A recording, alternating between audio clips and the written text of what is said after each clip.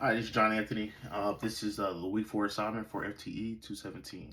Um, First things first, I have my rifle disassembled that I built from SDI. Obviously, clear. The only magazine I have right here, and it's a magazine full of dummy rounds. So, no ammunition in my workspace. I do have my work rifle fully assembled, so I can explain some things that we're going to cover in part of the assignment. Magazine, you see my finger through it. Both locked back to the rear, no ammunition. Everything's clear and on safe. You know, it's on safe. No weapons in here or no ammunition in here. Some things that we're going to cover is going to be the disassemble process. This is fully disassembled. When I'm going to walk through some of the things that we need to clean, lubricate, and inspect. Go through that. We're going to demonstrate. We're going to demonstrate that. I'm also explaining what is it, ammunition, and things that customers need to look out for in ammunition that can cause malfunctions. Should we explain the shooting proper shooting technique, the shooting principles to a customer, and describe the importance of putting accessories on firearms. I want to use my duty rifle that I used pretty recently in training, just to kind of go through that because it does have a bunch of accessories on it. Okay, first things first, starting, we're going to go to fully disassembled cleaning and things to expect. First thing you want to inspect is I'm gonna start with the lower, the fire control group. Make sure that obviously after a bunch of shooting, a bunch of cycling, people like to throw just lubrication in there and keep it running. AR platform is going to keep running, but if you keep doing that, eventually going to gum it up. You want to look through your fire control group in here, make sure it's nice and clean, free of debris. I'm gonna take it off a safe, put it on fire. I'm gonna hold my hammer, make sure it's free and clear, make sure it goes back, goes forward like it's supposed to. Obviously, it's unused. Just built this from SDI. I will shoot it eventually. You want to check your buffer spring, make sure that spring is not gummed up and it's working. You want to take it out, lube that spring because it's one of the key mechanical things that's going to control the recoil back here. Moving to the next thing is going to be your BCG, which is the heart of your weapon. Heart of your weapon, you want to make sure it's pumping blood, pumping, in this case, gas, pumping gas through it. On your bolt carrier, you want to notice on these when you use it, it's going to be more silver than this flat look, because it's going to be metal on metal contact and metal rubbing other metal parts, and it's going to be that friction that you're always going to have in your operating system. You want to expect that it's not cracked, it's one piece, and that some parts aren't overly worn and overly used. Looking to other sections of the bolt carrier group.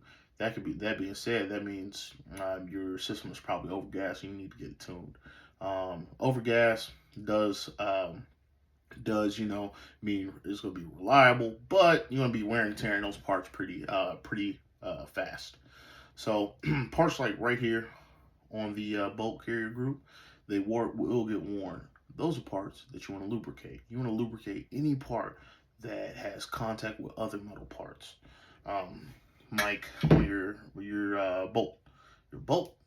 This thing you want to have a nice even coat on this thing because literally it's going to be turning, going up and down inside this bolt carrier group. So metal contact.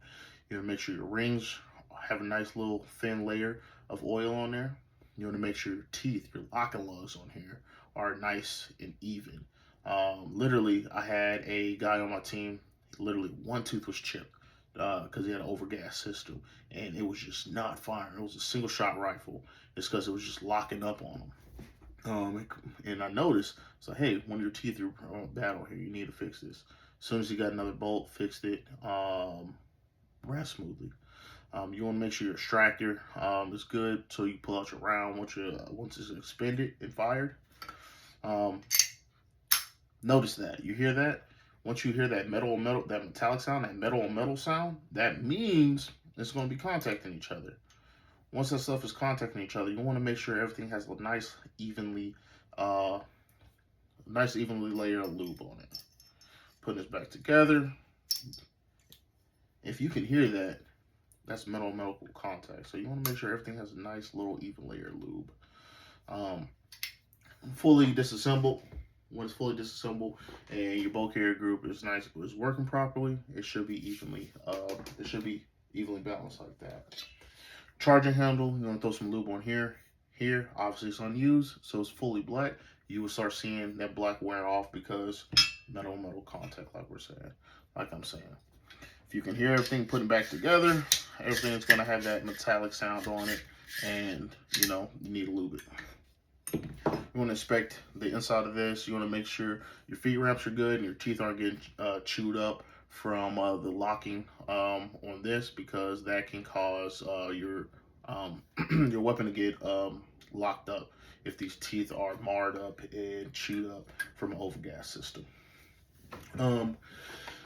Moving to the next assignment, how do you educate and spot and avoid ammo-induced malfunction? First, you want to make sure your customers are using the proper ammunition, right caliber, and everything on your system.